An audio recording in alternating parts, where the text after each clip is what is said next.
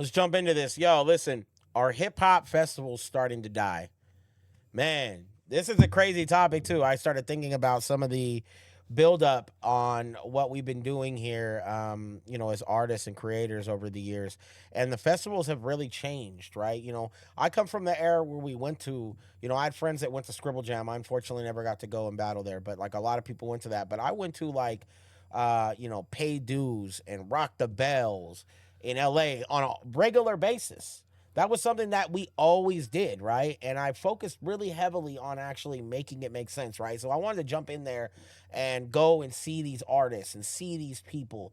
And like it kind of raised me as a hip hop guy. Because I remember when I went to my first event, it was kind of I was distraught because I was like, we're gonna be here for 10 hours. Like this is like we're basically getting here in the morning. We're standing here for like an hour, 2 hours to get in. We get in, we're still standing for like another hour or so before it starts. And then it's like 8 hours, 10 hours sometimes it feels like, it's all day until the late night, 11 o'clock at night type shit. So I loved it though, because after I went that first time, I realized how much I loved hip hop even more, bro. And it was something that I could appreciate overall and I could enjoy. And then I got to see some of my favorites, right? The Brother Ali's and the boot camp clicks and the visionaries and living legends and atmosphere and all these people, bro. There's so many artists that we seen. And I loved it, bro. And there was a different time though. This was back in what, 2006, 7, 8, 9. I stopped going, right? Because I had kids. I kind of started having to do different things and make a different priority, all right?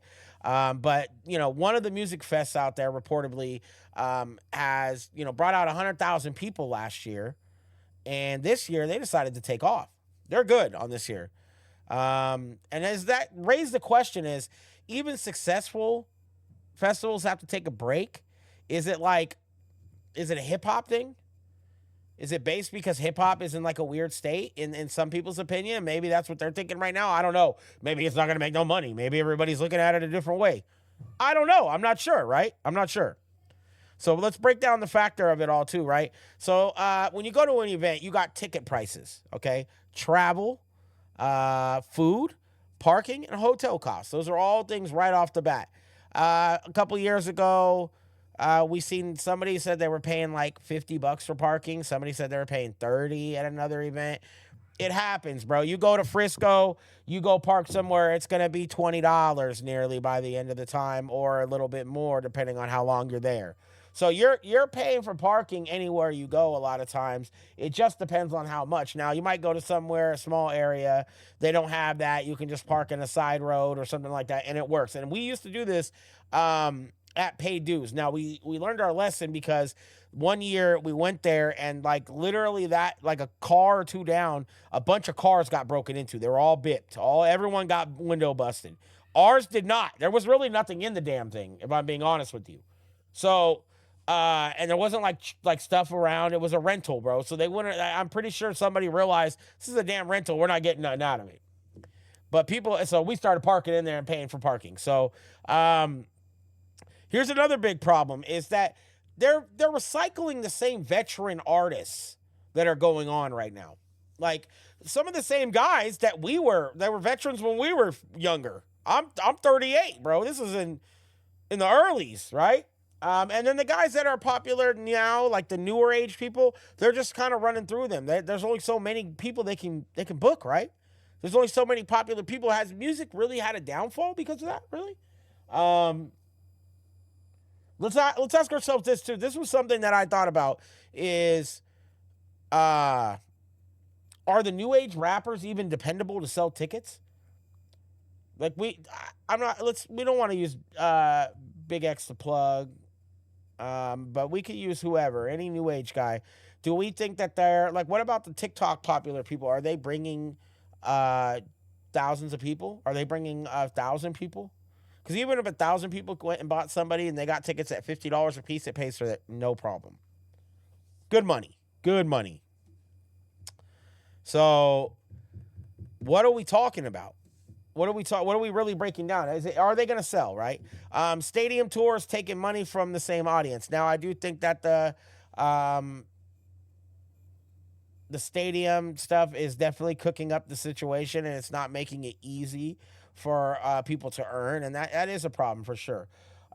Whether festivals are booking too many artists instead of creating a better experience, which I do think a lot of times. Now, this is something I seen on No Jumper. Adam 22 had booked um, a Rolling Loud booth, right? I think he bought 2 booths. It was very expensive. It was super hot. It was uncomfortable. He said like the people that were working to help him, correlate everything through Rolling Loud, they were terrible. Mind you, this all costs money. So I would be livid as a business owner. I'm out there. I'm in the wrong area. My booth was supposed to be somewhere else. I'm here in the back. I'm caught up. It's hot as hell.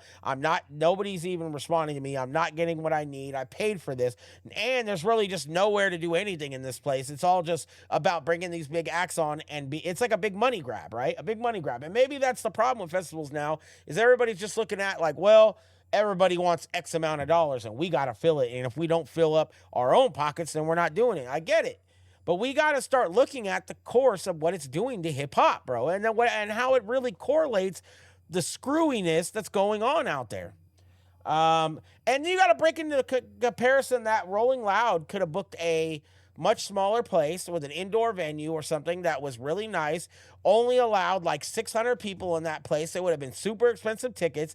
Then they live stream it, all right? And they make everybody pay $2 or $5 to join a membership. They can watch them all. That is the wave. It's the wave, bro. You create something that you want and how you can do it, and you push the line on it. And I believe that could be a method for them in the future, possibly, because they didn't say they're completely not doing events, but it is something that's up to debate. A lot of people like to buy tickets early. Now, there's tons of people that don't buy them tickets early, get them at the door, and they're outrageous. They are so expensive. They are not worth it. I'm telling you guys right now, please, if you go to these events, bring plenty of water or get plenty of water for yourself and buy them tickets early. Okay? I think that if we had what we wanted as a hip hop festival, I think just bringing acts out, making it an experience. Going, all right, we're gonna have a lounge for artists, but we're gonna sell 300 VIP tickets, and they're gonna be X amount of dollars. Those people can sit, and they do this at the Cannabis Cup. When you go back there, you got free drinks, you got free everything you want back there. It's completely 100% free because you pay an extra $60 or $80 for a ticket. You're paying for those 12 packs of soda and stuff like that they're cooling.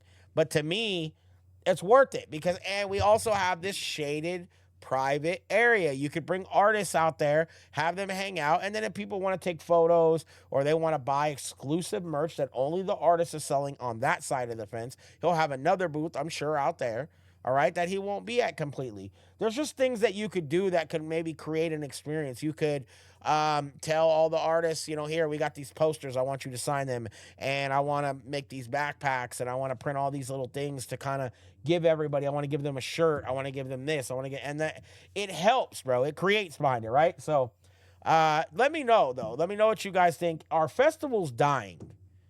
Or is just nobody buying at all? Or are they just too expensive? Or are they, what would convince you guys, the fans out there, to attend a festival like this, like right now? Would you just go?